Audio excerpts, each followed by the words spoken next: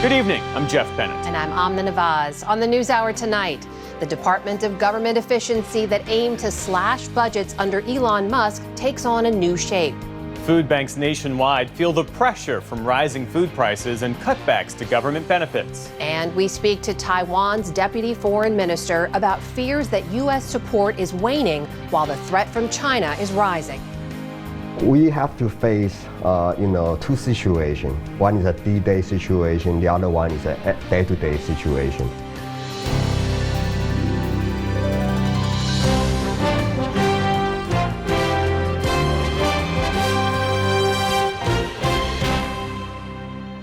Major funding for the PBS NewsHour has been provided by the ongoing support of these individuals and institutions, and friends of the NewsHour, including Kathy and Paul Anderson, and Camilla and George Smith.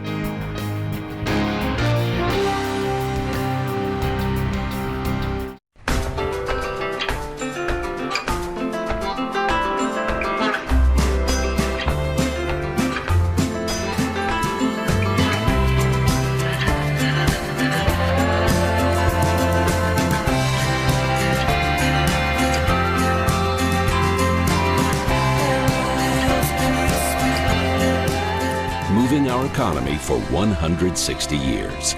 BNSF, the engine that connects us. And with the ongoing support of these individuals and institutions.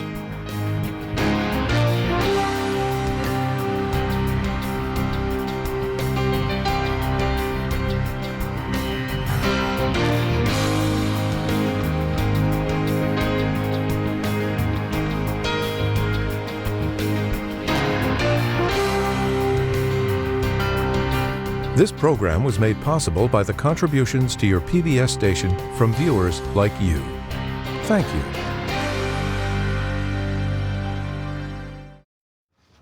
Welcome to the NewsHour. President Trump said today there's been progress in the U.S.-backed effort to end the war in Ukraine.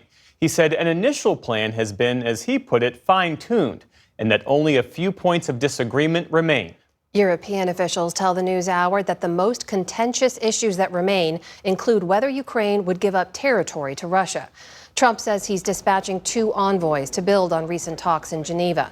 Special Envoy Steve Witkoff will meet with Vladimir Putin in Moscow, and Secretary of the Army Dan Driscoll will confer with the Ukrainians after meeting with Russian officials in Abu Dhabi today. Ukraine's President Volodymyr Zelensky was hoping for a direct meeting with President Trump. In his nightly address, he said there has been some progress made on the U.S. peace proposal. Принципи цього документу можуть бути розвинуті в більш. The principles in this document can be developed into deeper agreements, and it is in our shared interest that security is real. I count on continued active cooperation with the American side and President Trump. Much depends on the United States because it's America's strength that Russia takes most seriously.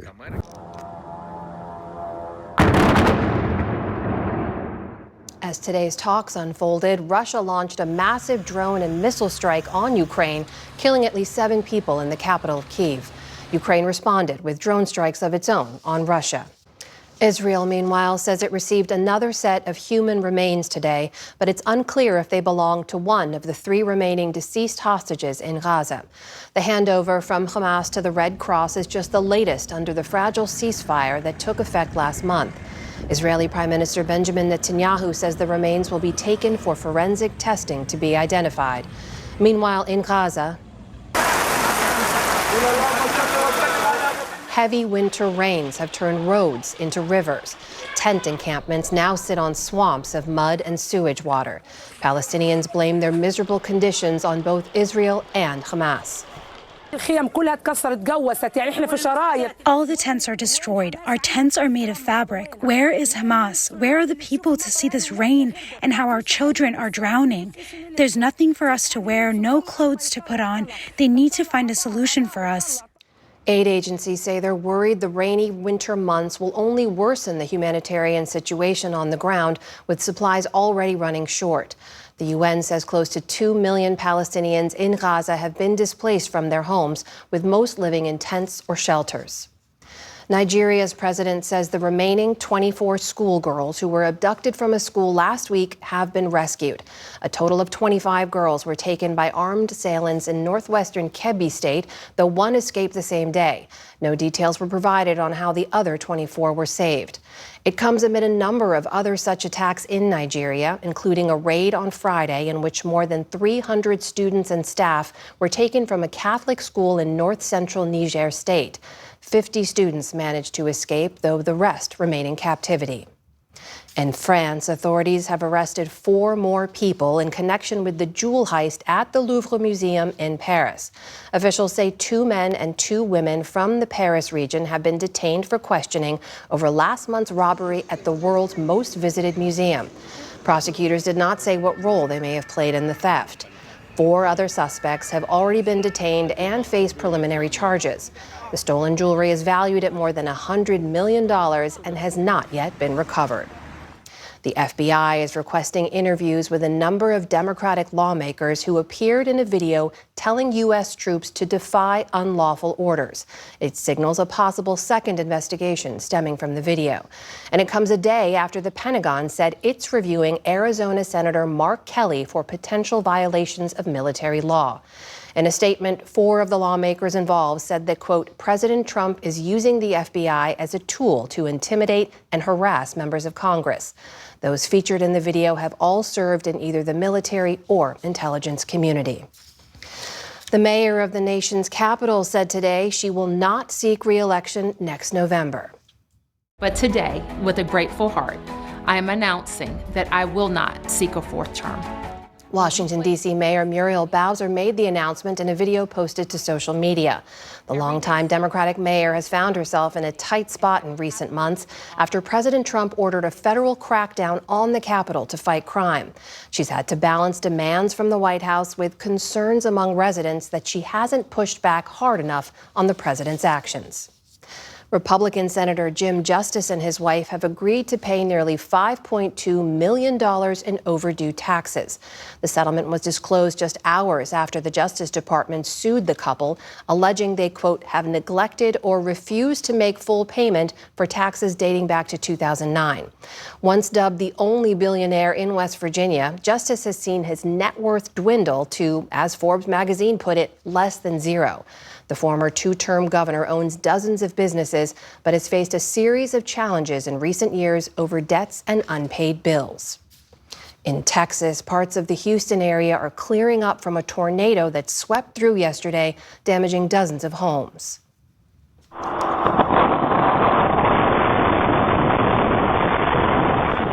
A fire engine's camera captured the moment the firefighters had to take shelter in a resident's garage. The storm damaged more than 100 homes, with roofs blown off, trees uprooted, and debris scattered across yards and roads. No one was reported injured. The weather system hitting the south also delayed hundreds of flights today, just as Thanksgiving holiday travel is ramping up. On Wall Street today, stocks climbed sharply higher amid hopes for a coming interest rate cut. The Dow Jones Industrial Average jumped more than 600 points on the day. The Nasdaq added around 150 points. The S&P 500 also ended firmly in positive territory. At the White House today, President Trump took part in a Thanksgiving tradition and a bit of political point scoring ahead of Thursday's holiday.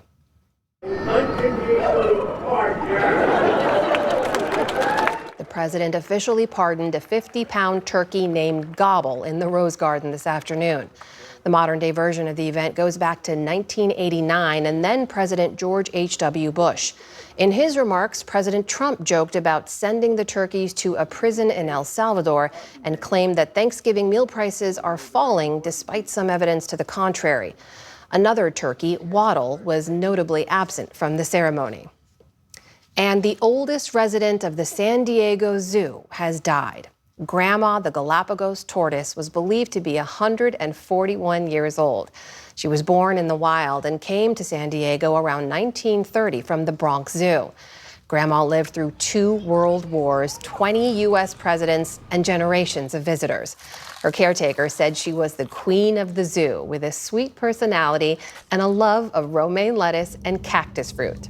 Galapagos tortoises can live for over a century in the wild and nearly double that in captivity. Grandma will surely be missed. Still to come on the NewsHour, how artificial intelligence is reshaping the college experience.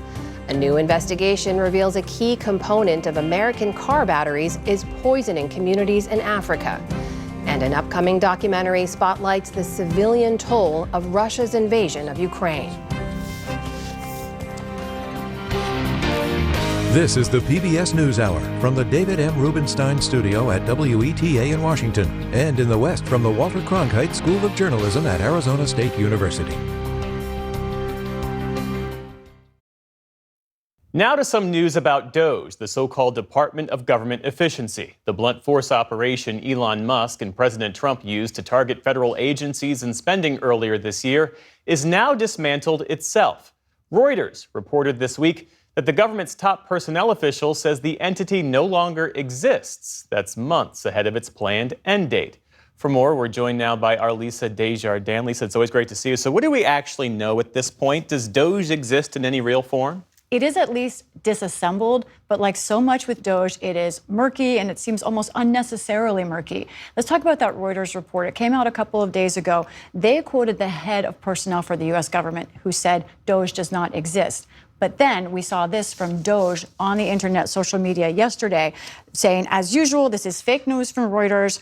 Just last week, it goes on to say that DOGE was operating, terminating contracts. Now, I've been asking DOGE and the Office of Personnel Management for days for a response, including on social media, hoping they would respond to me that way. Have not heard anything, except the Office of Personnel Management did refer me to those the comments from their director, and this is it from Scott Cooper on X. He wrote, "The truth is that DOGE may not have centralized leadership, but the principles of DOGE remain alive." What does that mysterious statement mean? To me, the interpretation there is that, in fact, DOGE is no longer its own entity with its own sort of independent abilities, but instead is dispersed. It has had officers throughout different agencies, and we'll see each agency may go forward as they want. But when Elon Musk launched DOGE, it had an end date of July next year. So it looks like what's actually happening here is all of this is wrapping up much sooner. And one big clue maybe from President Trump himself, who now speaks about DOGE in the past tense. You've tried to track what DOGE actually accomplished. What are the hard numbers? This is so important. This was such a part of what this country went through. First of all, let's look at the savings as we know them. This comes from the Congressional Budget Office. The initial goal for DOGE to save money from Elon Musk was $2 trillion. Later, he said $1 trillion. Here's what DOGE claims it has saved so far on its so-called wall of receipts. Looking at that today, $214 billion. You run the numbers there, that's about 3% of the total federal budget. That's not nothing. That is a lot of money. But I have to remind viewers that we have reported, our producers and others, and so has the Associated Press, that those initial savings reported by DOGE really were not backed up for the facts. We haven't been able to go through that number yet. In all, we also were told, I just got the numbers from DOGE, that they say 300,000 federal workers are no longer with the federal government. But listen, most of that is from people who left through attrition or took early retirement. So in the end, DOGE mainly leaves with disruption and not so much from their efforts decreasing the size of government. And zooming out, has the Trump administration actually reduced overall government spending? No. Let's take a quick look. Here's how much the government spent, according to the CBO, in the last fiscal year. First of all, in 2024, $6.7 trillion in outlays. But then let's look at fiscal year 2025, which Trump has overseen much of, $7 trillion. So about the same. The deficit also from 2025 to 2024 has been about the same. The real problems are still unaddressed: Social Security, Medicare, and the debt itself. No one talking about it. And originally, DOGE lived in Congress through the Oversight Committee before it became an executive branch entity. Are Republicans still carrying this idea, this ethos with them? The House Subcommittee for DOGE has been an important part of DOGE. Who heads that subcommittee? Marjorie Taylor Greene. She has now announced she's leaving Congress at the beginning of January. I asked her office and also have asked House Oversight what's going to happen to that subcommittee. I haven't gotten a response yet. It still exists. We don't know whether they will be flexing their muscles as much as they have in the future. Lisa Desjardins, thanks so much. You're welcome.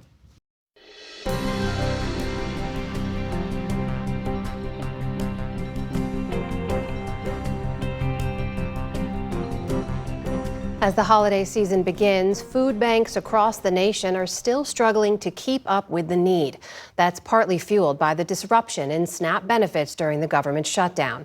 But as William Brangham reports, there will be more restrictions and cutbacks coming. The supplies at food banks nationwide are already low, but as they've been telling us, demand for their assistance is still climbing. We spoke with the head of a few of them around the country as the shutdown came to a close. It's been a rough 2025. We've received a reduction in the amount of food that we've been getting year over year when it comes to federal programs. Although we're struggling to make sure that we have the supply, we want to make sure that anyone in need knows we can help. Even before this announcement of the government shutdown and SNAP not being funded as of November 1st, we had consistently seen an increase across our service area of 27% to 30% of neighbor visits to our agency partners in our service area. That just put even more strain on an already weakened system. 6 months ago, we were giving you enough food for your whole household. Now we're giving you half of the food, and you still have to feed every member of that household with half the food. All of our nonprofit partners that we distribute food to have pretty much just been requesting more food. If they come to us and they're typically picking up 10,000 servings of food per week, they're hoping to get 15,000 servings per week. And multiply that by 110 nonprofits, and we're looking at massive numbers of food that's being requested. We prepare about 17,000 meals a day across Washington, D.C. We've already increased our daily production of healthy meals by about 500 daily meals so far this month. And we have frontline partners all across the city that are reporting 50 to 100% increases in turnout. We're a Native-led nonprofit organization that's based on the Blackfeet tribal community. Really, the last couple of weeks of October, we were really just stressed. To be honest, we were just stressed. As of right now, we're about $54,000 over budget. We're having to look into our emergency contingency funding to cover those funds. For food banks, we've depleted our inventory. We've distributed the food that we have as we should, but now we've got to continue. And so the restoration of that is going to be on the private side, because I just don't see the public side stepping up right now. We lose money 7 to 8 months of the year, and this is our time of the year to make money just so we can break even.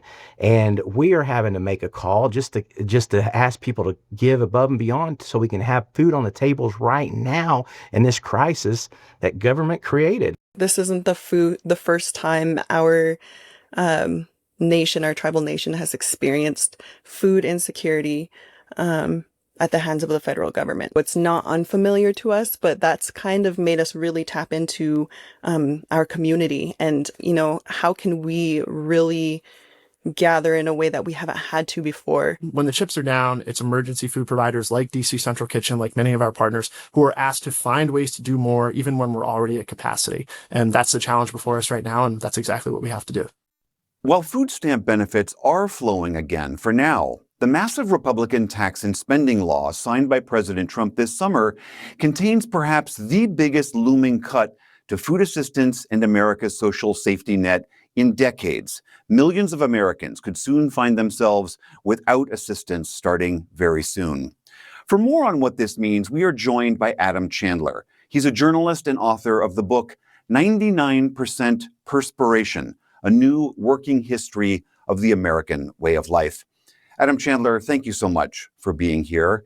You have argued that the way we talk about SNAP and food stamps and this kind of assistance is broken and misinformed. What do you mean by that? Thanks so much for having me, William. As we just saw from that footage, people who rely on SNAP and even food banks are people from all walks of life in America.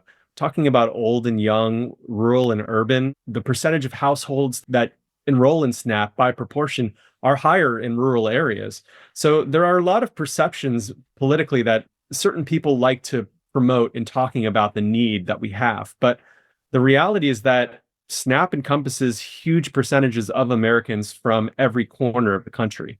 I mean, Republicans have always argued that SNAP is rife with fraud, that it's too expensive, that it's illegally being used by undocumented immigrants. Here's how the Secretary of Agriculture, Brooke Rollins, described the SNAP program recently.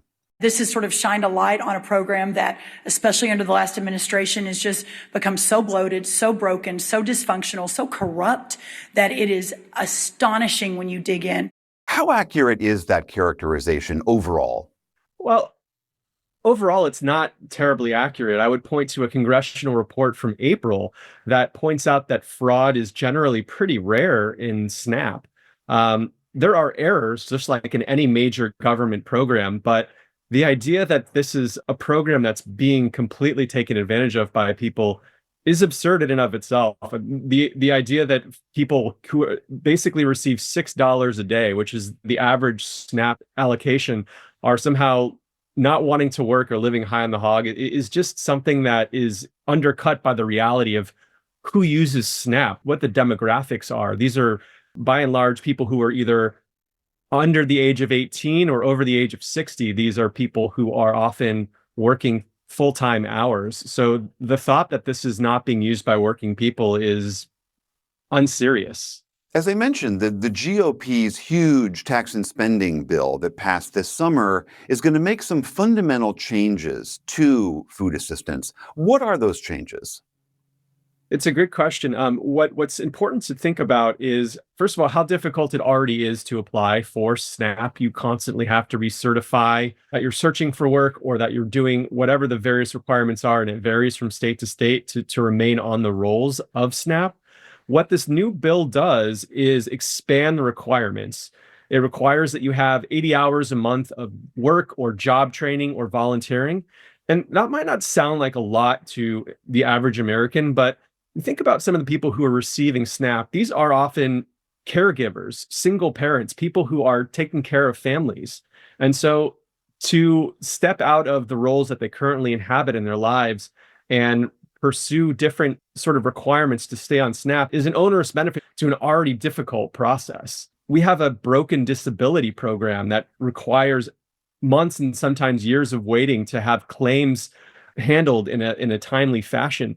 So these are all obstacles that already exist in the system, and this is going to make it more difficult for people to enroll in SNAP. The CBO, the Congressional Budget Office, already suggests that over 2 million people will drop off of SNAP in the next few years because of these requirements. Another thing that the Big Beautiful Bill does for SNAP is it gives states less power to waive work requirements in areas with fewer jobs.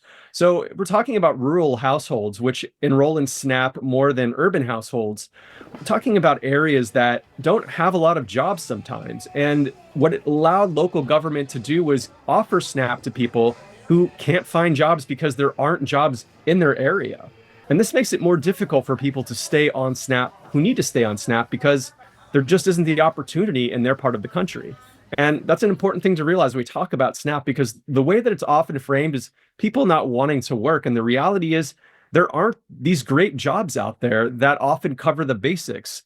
44% of jobs in America are low-wage jobs, and 60% of Americans are already living paycheck to paycheck. So the idea that SNAP is the one thing keeping people from working is a silly idea in and of itself, too. All right, that is writer and author Adam Chandler. Thank you so much for being here. Thank you for having me.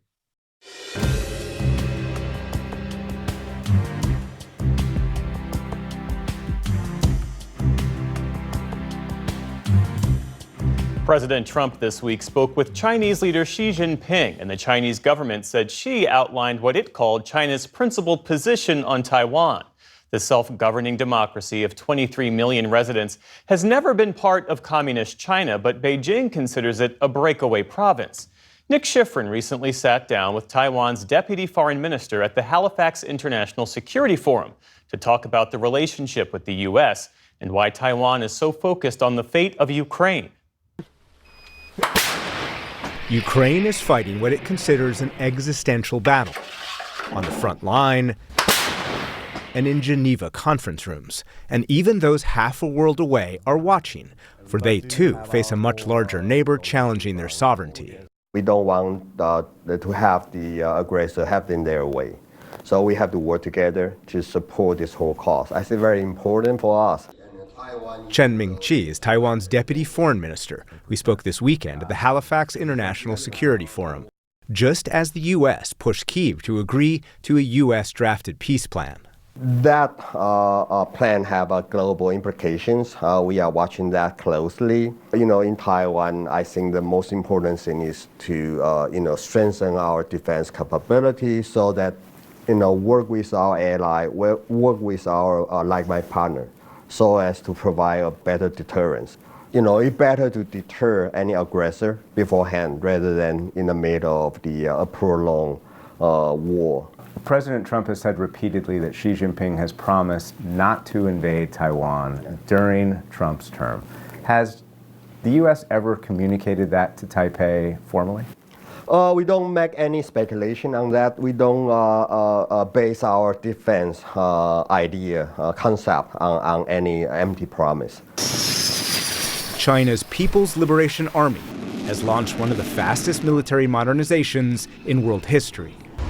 The U.S. says the buildup is custom designed to prevent U.S. forces to come to Taiwan's rescue, as demonstrated in these propaganda videos, and to be able to invade Taiwan by 2027. We have to face, two situations. One is a D-Day situation, the other one is a day-to-day situation. Invasion or pressure? Yes. So we have to deal with both. If we fail to meet the challenge from the air, on the water, our people will lose confidence in our own defense. But we have to invest, and we have to strengthen that part.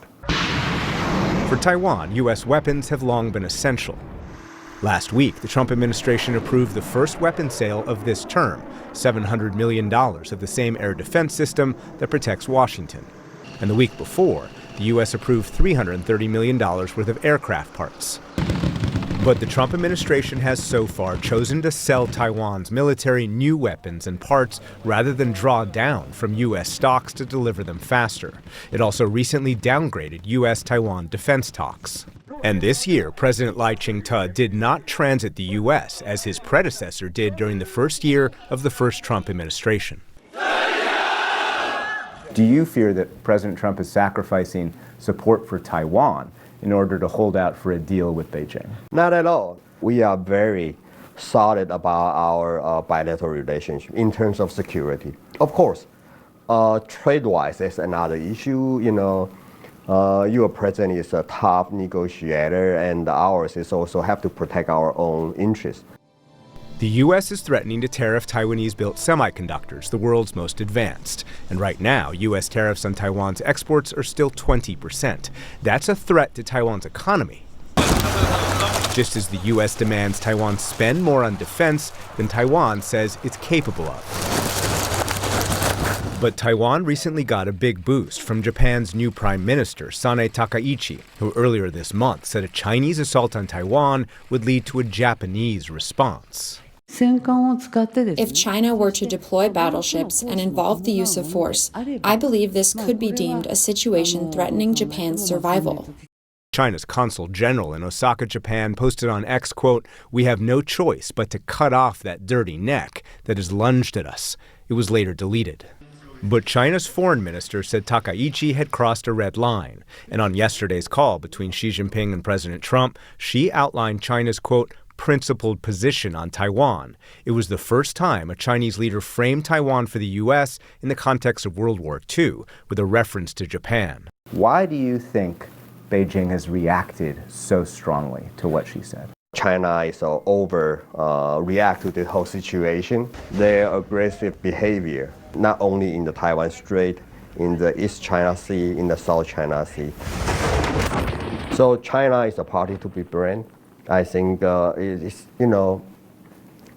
are good at twist the reality. So it's them who so provoke. President Lai Ching-te recently almost trolled Beijing. He was eating Japanese sushi after China stopped Japanese fish imports. Yes. Bottom line, though, how important would Japan be if China were to invade or blockade Taiwan? Well, very important. I think any country, any democracy support matter to Taiwan's defense. See what happened in Ukraine. We learned a lesson that we have to work together with our like-minded partner for that.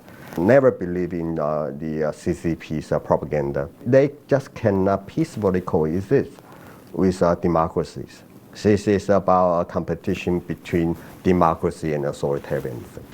And in that competition, Taiwan wants a fellow democracy, also seemingly outmatched by its neighbor, to win. For the PBS NewsHour, I'm Nick Schifrin.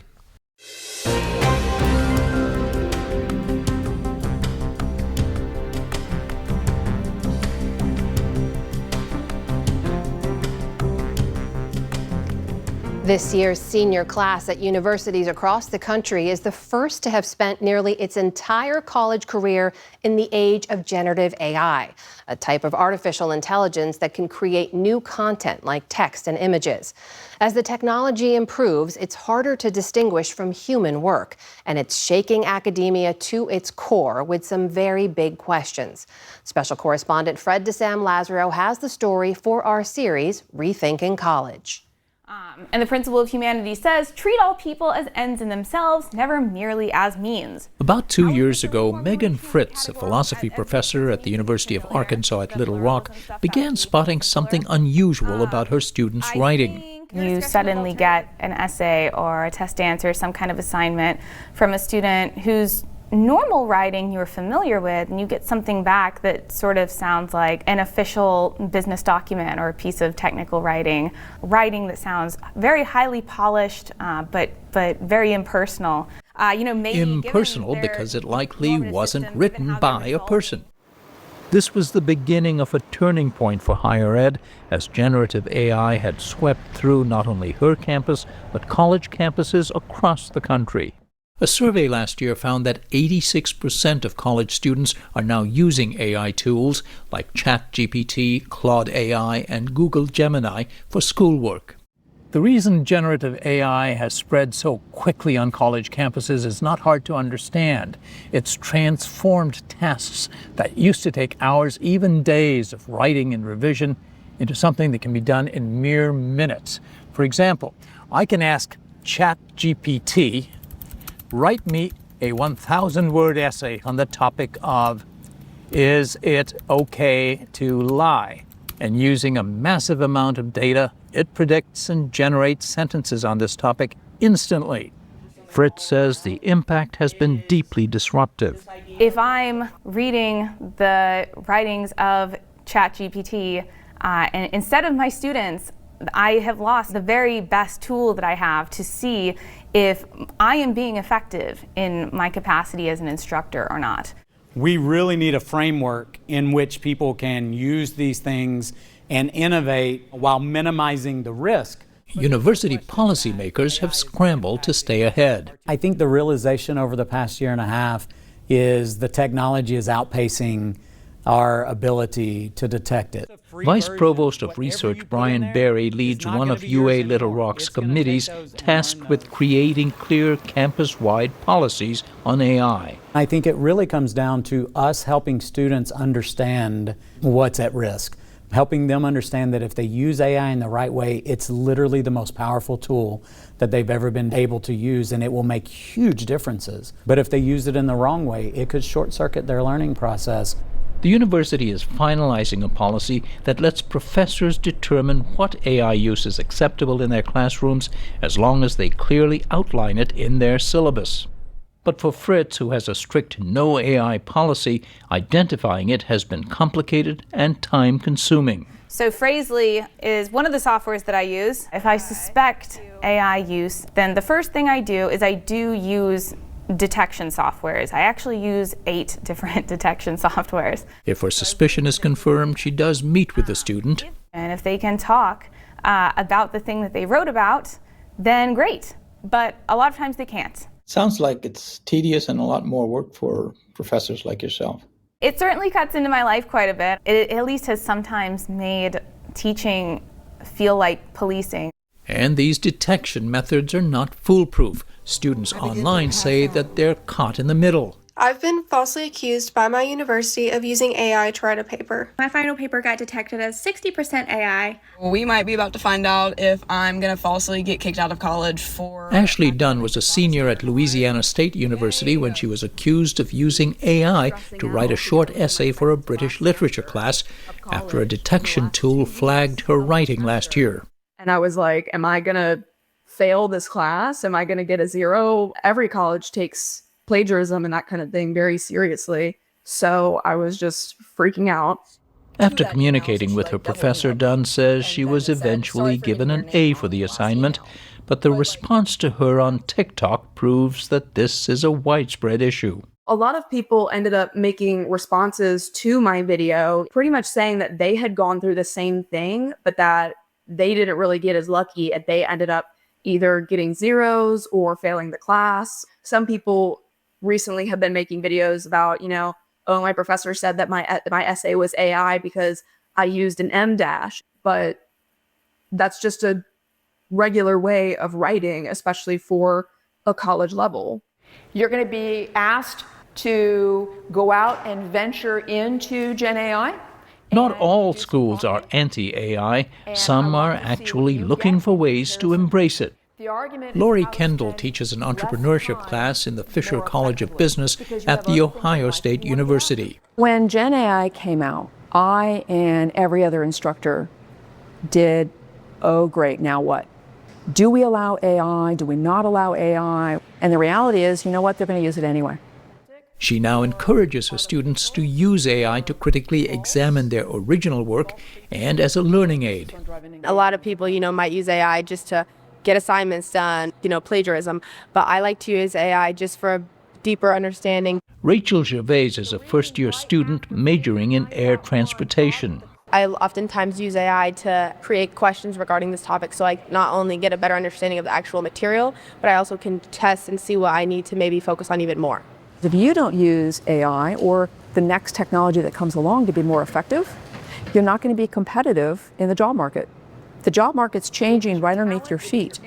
As the chief academic officer, I get to decide on academic integrity issues, honor code, and violations. Ravi Belankonda is executive vice president and provost at Ohio State University. He says he was struck by one alleged violation last year, a student accused of using AI. It was a case of cheating, he says, but it made him think. What if there existed technology that indeed lets our students produce work of very high quality? Shouldn't we investigate this a little further?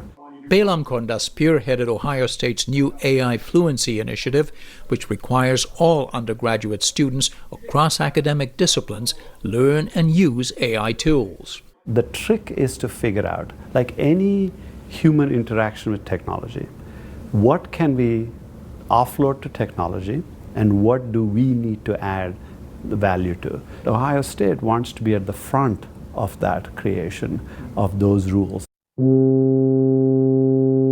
That's prompted experimentation across the disciplines, like music professor Tina Talon's AI and Music class, which explores innovative uses of the technology. I always start the class by asking them to think about a challenge in their field. At that point, we're not even talking about AI. I just want them to identify something that either they've run up against or that their students or their colleagues have. One member of her class, tuba instructor and doctoral student Will Resch, is using AI to analyze airflow into his instrument over thousands of repetitions. The data will help guide students on how to play the perfect note. Another, Natalia Moreno Buitrago, is a music education grad student studying how babies acquire musical knowledge. She used to spend hours combing through home recordings of research subjects, listening for moments when parents or caregivers sing or hum around the infant. Now AI does this for her. If we critically examine the tools that we're engaging with and are actively involved in the development of them, I think we can do some pretty incredible things. But inevitably, these tools also bring major disruption to academia and to the jobs students hope to someday fill. How do we go through a transformative moment like this with the disruptions that it is going to cause, and yet do this in a way that ultimately is additive to us as a society? that it improves our lot as human beings. A question without a clear answer, he says, but one that students should help tackle. For the PBS NewsHour, I'm Fred DeSam-Lazaro in Columbus, Ohio.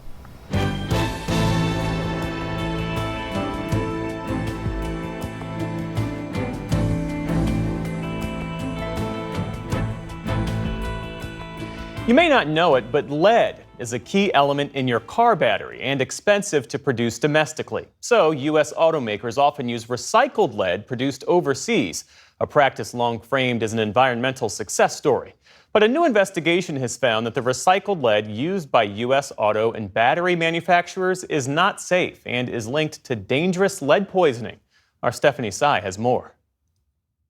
The New York Times and a nonprofit newsroom called The Examination followed the supply chain of U.S. car batteries over the course of a year to villages in Nigeria where factories recycle lead. The team was able to test 70 people who live in those villages and agreed to a blood test. The result: these Nigerians are being poisoned at an alarming rate, with 7 out of 10 showing harmful levels of lead in their bodies. That recycled lead goes into U.S. cars. I'm joined now by Peter Goodman, global economics correspondent for the New York Times, who was part of this reporting team. Peter, thank you so much for sharing your reporting with the NewsHour. You know, you traveled to a town near Lagos, Nigeria for this story, just got back. How is lead getting into the community? And is there any doubt that it can be traced back to these lead recycling factories? Yeah, there's no doubt. I mean, that's why we did the tests and we had a control group, and it's really clear. So, you know, it's a very strange supply chain that we're invited to not think about. It's effectively invisible to most consumers here in the U.S. But basically, there are all these batteries that get picked up by this group of people known as the pickers. They go around Nigeria, they find spent batteries, they buy them, they bring them to these yards where the breakers use machetes to break apart the plastic casing. Then they use their bare hands typically to pull out the lead from inside. And then that lead gets hauled off by truck to a bunch of factories, smelters in this one town of Ogijo, where we spent most of our time. And this lead gets put into these really hot furnaces and melted down to liquid form. And the result of this is noxious clouds, black smoke, lead dust, a rain of soot landing on people's houses, laundry, dirt that children are playing in, and everybody in these surrounding communities, and we're talking about villages that are right next to these factories, is breathing in this lead. Did you see or hear about specific ill health effects the villages, the children that they're experiencing? Did you see that? Oh, absolutely. I mean, it's what people are constantly talking about. Virtually everywhere we went, people would say, my stomach is constantly hurting. My child is not sleeping. They're coughing, sinus infections, distended bellies, relentless headaches. And we're talking about, you know, schools that are set up right alongside these factories where children are having a hard time concentrating. And all of this is indicative of serious lead poisoning, which causes irreversible brain damage. How many U.S. car batteries are coming from Nigeria or from other developing countries where we may see the same issue? And talk a little bit more about the opacity of the supply chain for these batteries. Yeah, it's a really important point. So, first of all, this is a global phenomenon. I mean, we went to Nigeria because our reporting partner, The Examination, had mapped out the supply chain there, had enlisted a bunch of independent scientists to do the tests. We could have gone to a dozen other countries where this is playing out, though Nigeria is the fastest growing source of so-called recycled lead that's being exported to the U.S. Look, it's a small percentage. There are large battery manufacturers in the US and North America more broadly that would much prefer to get hold of spent batteries in the region, recycle them. It's actually cheaper, in fact, to rely on the domestic supply chain because the scale is so huge and they already have their plants in place. But we've had a combination of stricter regulations in the US that have driven smelters out of business because we don't want lead poisoning in our midst in the United States, combined with growth that has produced demand for lead that's exceeded what the domestic plants can get. So they've gone out around the world looking for other sources of lead to supplement what they've got. And Nigeria is one of scores of countries that are now supplying this so-called recycled lead to the US to be folded in to batteries. So it's a small component, but it's a growing component. And to your question about opacity, there are so many different participants involved. There's so many different countries involved that every participant can plausibly deny that it's their responsibility what's happening on the ground to people living next to these smelters in Nigeria. I mean, you talked to the local king of that village, and you write beautifully about the dependence of on the economy of all of this, saying that this is a village full of people, quote, coaxing sustenance from meager opportunities. Really paints a picture of the desperation that causes people to extract lead this way and expose themselves knowingly to this toxin. How do the people feel about it? Do they want to see change? I'm sure they don't want to see these factories and these economic opportunities go away. They definitely want to see change. I mean, people are eager to see this pollution minimized. They want to see equipment that comes in that limits the lead pollution that's reaching their communities, the sort of stuff that we have in our own communities here in the States. They don't want the plants to be closed for the simple reason, and I appreciate you putting the focus on it, that there are a lot of people living there truly hand to mouth. These are jobs, by the way, that pay people $1 a day. I talked to a guy who loaded lead into a shipping container, who worked 7 a.m. to 7 p.m. Monday through Saturday, earned about $1 a day doing this. He was among the 70 people we tested. His levels were very high, along with everyone else who worked in one of these plants. And even he didn't want these plants closed because there's so little economic opportunity there. And that's the story of how the supply chain functions. You know, it tends to take the dirtiest, most dangerous things and send them to places where leaders will make that bargain. They will accept things like lead poisoning in exchange for jobs. So much more that you dig into in your article in the New York Times. That is Peter Goodman joining us. Thank you. Thank you so much for having me.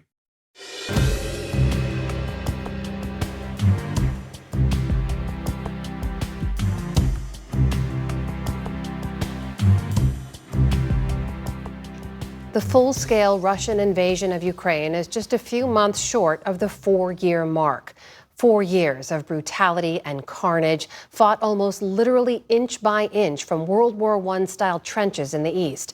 Tonight, PBS's Frontline, working with the Associated Press, will air 2,000 meters to Andriivka, a relentless portrait of life and death on the front lines. Nick Schifrin spoke with its filmmaker. In the spring of 2023, with U.S. support, Ukraine launched a much-anticipated counteroffensive. It was designed for Ukraine to break through massive Russian defensive lines, to try and seize back some of the 20% of the country occupied by Russia. The fighting was often brutal, and it largely failed to achieve Ukraine's own goals, as well as American hopes that Russia could be beaten back. One of the most intense battles during that counteroffensive took place in the eastern province of Donetsk, including the village of Andriivka. That battle is the subject of the new film 2,000 Meters to Andriivka. The director is Mstislav Chernov, who won an Oscar and a Pulitzer for his previous film, 20 Days in Mariupol. Thanks very much. Welcome to NewsHour. The film is unflinching. Almost all of it takes place in a tree line or a forest with 2 minefields on either side. That's the only route into Andriivka. It is a hellscape of World War I-style bleakness, trees stripped bare, explosions everywhere, men dying, only small trenches for protection. How brutal was that fight?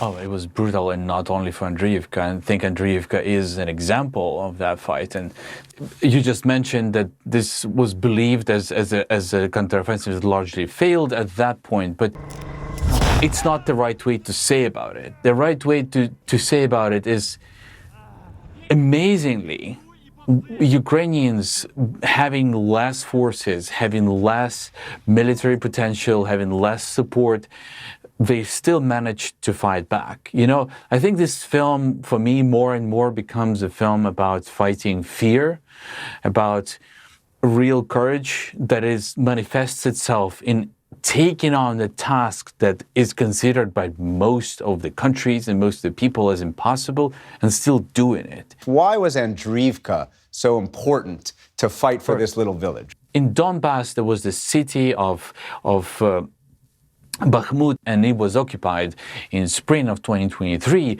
So one of the objectives of the counteroffensive was to liberate that city. And Andreevka is right on the outskirts of Bakhmut. So taking Andreevka would allow to cut the supplying chains, supplying weapons to occupied Bakhmut and potentially liberate it. The counteroffensive itself did not reach that goal, but Andreevka was liberated. A lot of this film is told through helmet cameras. Why did you choose to do that, and what does it bring to the storytelling? For us, it was the medium which would help to bring the audience into the experience of these men, of these civilians who became soldiers, who were forced to become soldiers by the invasion. And it's, at its core, this film is also a statement on how the war is terrible and how horrifying, disgusting, and unacceptable it is. And that vision through the camera, through the eyes of the soldiers, through the camera that is on the helmet of a soldier, is the best way to communicate that. The most intimate moments of the film come between the fighting, when you do have a minute to talk to the soldiers. And one of them, Fedya, the officer who you headed into Andreevka with, said he never wanted to be a soldier. I never saw myself as a soldier and never wanted to be a soldier. So I came to fight, not serve. They are two different things. I came to fight, not serve. Why is that so important for this film and for that larger point that you're making about everyone's motivations? And I mean, this entire film is taking place in that small, tiny forest that is only 1 mile long, and as we see the fight unfolding over more than 3 months. And Fedya is like a representation of every soldier I meet. Every soldier I meet in that forest is a volunteer. Every soldier in that forest has made a decision to go and defend their home, because for them it's a home invasion. And he never seen himself as a soldier. So it is not a story of soldiers. It's actually a story of civilians who are just taking on this responsibility to fight for their home. The sacrifice, of course, wasn't only for soldiers, it was also for their hometowns, all of society in Ukraine. And at one point, you leave the fighting and go to the funeral of a soldier who died fighting in Andreevka. And the soldier's mother tells you, quote, "That's how it is. Our heroes are all killed. Heroes don't die. My God, they'll kill all our boys soon, and then who will be left?" What's been the effect on these soldiers' hometowns? That tragedy is palpable and visible in those communities. It's devastating, but at the same time, I see how much resolve and how much strength that fight is given to the communities, because of these men, because they've made a decision to go and fight, these communities still exist. And finally, in the time we have left, one of the main moments of this film seems to me this line: these fields, these forests. These fields, these forests, everything will grow back. Everything blooms again, grows. And same with all these cities we are fighting for. Over time, they will be rebuilt. And we can begin from scratch. How does that reflect what Ukraine is fighting for? That's a dream of every Ukrainian who wakes up every morning, or actually wakes up every night because of the bombing, and hopes that all the friends, all the families are alive. And sometimes that's not what happens. But this is war that also gave such strength to Ukrainian nation and to Ukrainian national idea and national identity. And every forest does grow back. Every village will be rebuilt. That's for sure. But for that, there needs to be peace. And I don't know any human in the world that wants more peace than every Ukrainian. And Frontline's 2,000 Meters to Andriivka premieres tonight, right here on PBS at 10/9 Central.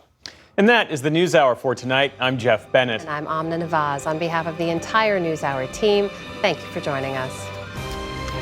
Major funding for the PBS NewsHour has been provided by the William and Flora Hewlett Foundation.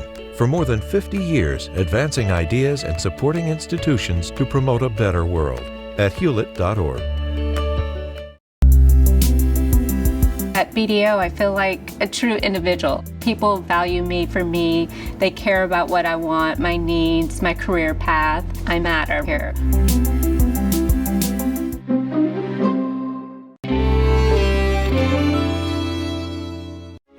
The Charles F. Kettering Foundation, working to advance inclusive democracies. Learn more at kettering.org. Friends of the NewsHour, including Nell, Martha, and Mary Minow, in honor of the life and legacy of their parents, Newton and Josephine Baskin Minow, and Julie and Robin Powell, through Fidelity Charitable.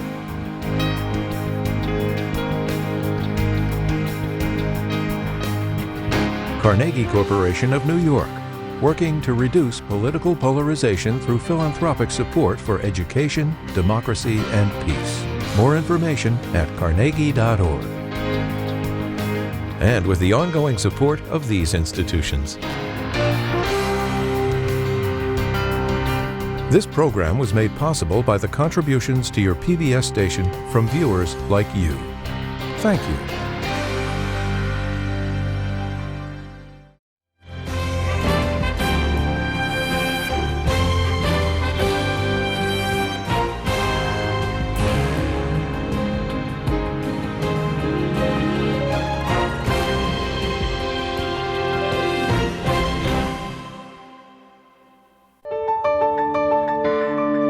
You're watching PBS.